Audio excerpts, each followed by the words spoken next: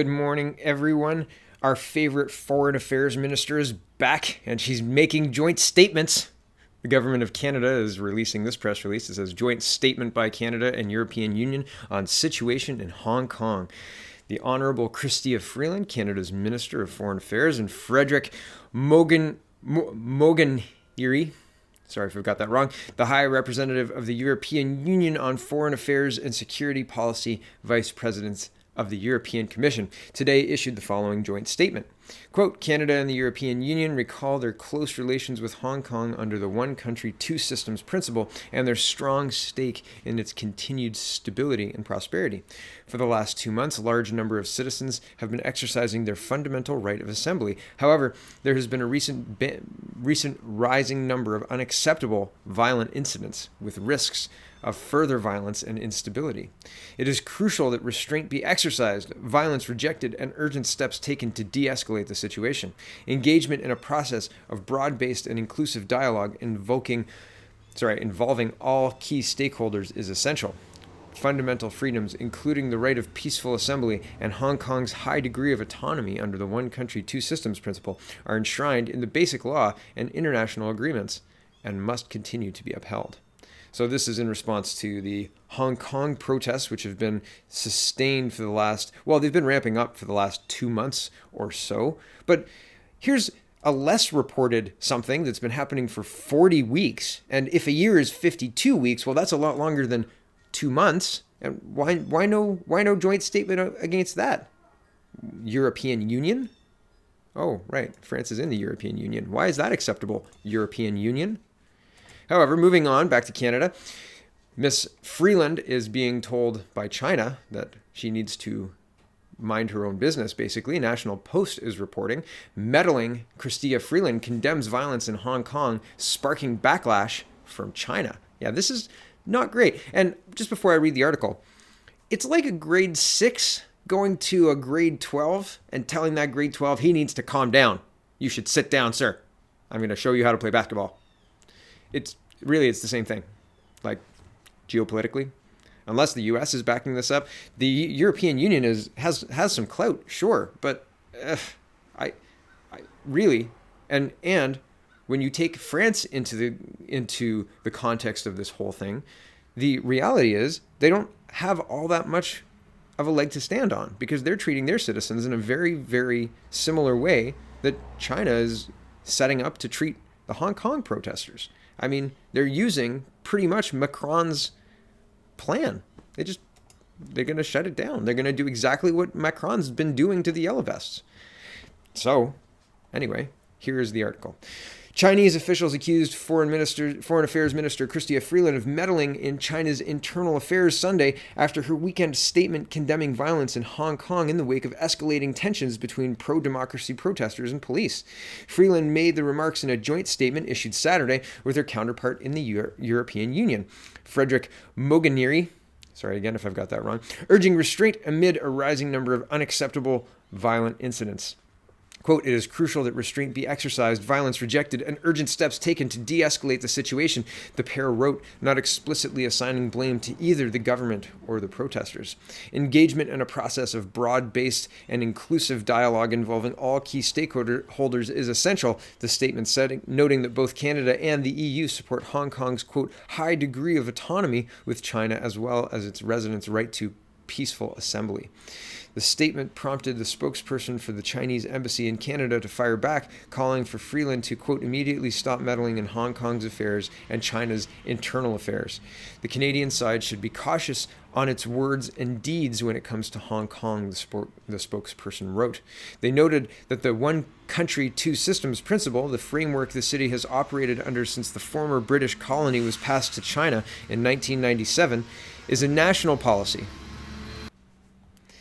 not international law, and suggested it wasn't Freeland's place to comment. The embassy also defended the actions of Hong Kong police, saying the protests, quote, deteriorated and evolved into extreme violence. In face of such severe violence and offenses, no government with a sense of responsibility would sit idly by, the spokesperson wrote. There have been months of protests in the semi-autonomous region as some residents accuse the Communist Party-ruled Chinese government of chipping away at Hong Kong's democratic rights. And while the protest movement has been marked by violent clashes with police, Sunday's march was peaceful with no reports of violence. The movement's demands include the resignation of Hong Kong leader Carrie Lam, democratic elections, and an independent investigation into police use of force. So that's interesting. And really, again, this is Canada telling another country how to deal with their internal affairs. And do we have a leg to stand on? Do we have a right to tell China what to do? Does the European Union, again, in this context, have the right to tell China what to do with their protesters? Really? Do you think so? Please explain to me how. I don't get it. Again, I feel like if we don't have the 100% bulletproof solution for our country, we shouldn't be walking around telling other countries what to do.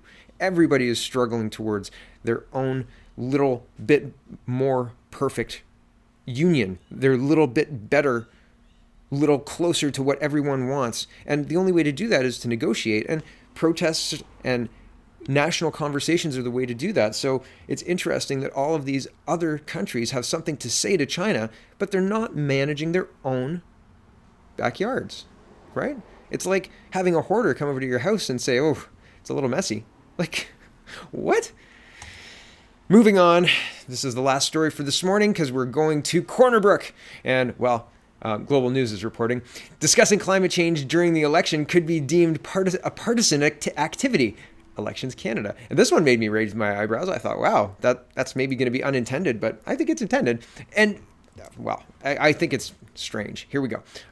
Pre-election chill has descended over some environment charities after Elections Canada warned them that discussing the dangers of climate change during the upcoming federal election campaign could be deemed a partisan activity. Now, I'm going to pause here. This whole article, count how many times it says climate change is real, and this article kind of plays like we all know climate change is real, and isn't it crazy that we can't talk about this? I'm just pointing this out because the idea that having ads that say climate change is real, etc., is a partisan activity is kind of funny to me in the context of this article being published, because it seems partisan in that context.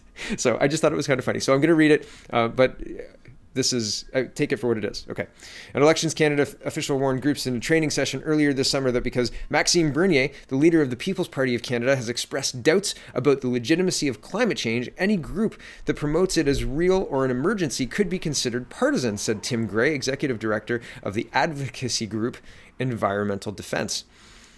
Any partisan activity, including advertising, surveys, or any kind of campaign costing at least $500, would require a charity to register as a third party for the election, an onerous requirement that could jeopardize a group's charitable tax status, Gray said. It is, quote, discouraging that Environmental Defense and other charities may have to zip their lips about climate change being real during the campaign period, quote, because one party has chosen to deny the existence of that basic fact, he added.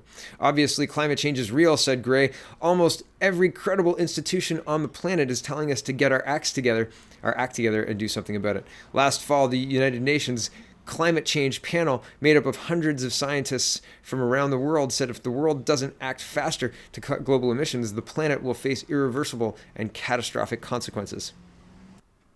I'm just going to pause here because I came across this Senate Judiciary Committee, and I wanted to show this to you because it's relevant. And I'm just going to show you a little bit of this until, well, you'll understand why. And this is gold. Watch this whole thing. Watch all of this. The link is in the description, but I'll show you the important part first. Here we go. That the satellite data over the last 18 years demonstrate no significant warming whatsoever. Global warming alarmists call that the pause because the computer models say there should be dramatic warming, and yet the actual satellites taking the measurement don't show any significant warming. But, Senator, 97% of the scientists concur and agree that there is global warming and anthropogenic impact with regards to global. The problem with that statistic that gets cited a lot is it's based on one bogus study. And indeed, your response, I would point at your response, is quite striking. I asked about the science and the evidence, the actual data. We have satellites. They're measuring temperature. That should be relevant. And your answer was, pay no attention to your lying eyes and the numbers that the satellites show. Instead, listen to the scientists who are receiving massive grants who tell us, do not debate the science. Sir, this is one of the national pastimes in America, and while we're debating what 97% of scientists have already settled, the 3% that we, as I say, have invested in with regards to the carbon industry, our planet is cooking and heating up and warming. So this is one of the reasons why. So hold on a second. It is the Sierra Club's position that right now the Earth is cooking up and heating and warming. Is that the? So, yeah, the whole thing is that good, and he can't back it up. So it's quite interesting. Again, link will be in the description. I just wanted you to see that. It's worth the couple of minutes it'll take for you to watch it. I'm going to go back to this article now. Here it says 5 or 6 political parties expected to have any chance of winning a seat in the upcoming campaign. I find that language really interesting, don't you? Don't you, in the context of Mr. Bernier being invited to the debates and them inviting the leader of the Bloc Québécois, but excluding Mr. Bernier because apparently he won't win a seat. So anyway, interesting stuff, the phrasing of this. Okay. Of the upcoming campaign agree that climate change is real and caused by humans. Bernier, however, is the one outlier. He believes that if climate change is real, it is a natural cycle of the earth and not an emergency. Quote, there's no climate change urgency in this country, Bernier said in a speech in June. He also disagrees that carbon dioxide, which experts say is responsible for 3/4 of greenhouse emissions, globally is bad. CO2 is not pollution. He tweeted, it's what comes out of your mouth when you breathe and what nourishes plants. Because of that, Elections Canada is warning that any third party that promotes information about the carbon dioxide as a pollutant or climate change as an emergency could be considered to be indirectly advocating against Bernier and his party. Activities can be considered partisan by Election Canada even if they don't mention a candidate or party by name, the agency rule says. As Elections Canada spokesman confirmed, such a recommendation would be something we would give. Gray said the impact is stifling the conversation about climate change at a critical time. And I think that it's funny that this is a climate change activist group that is pushing this. I scroll down a little bit. In 2012, the former Conservative government unveiled a $13 million audit program to seek out charities the Conservatives alleged were abusing their tax status with partisan activities.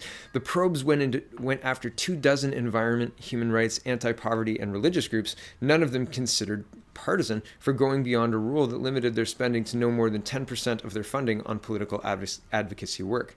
The program was launched as the Conservatives called many environment groups radical and a threat to Canada.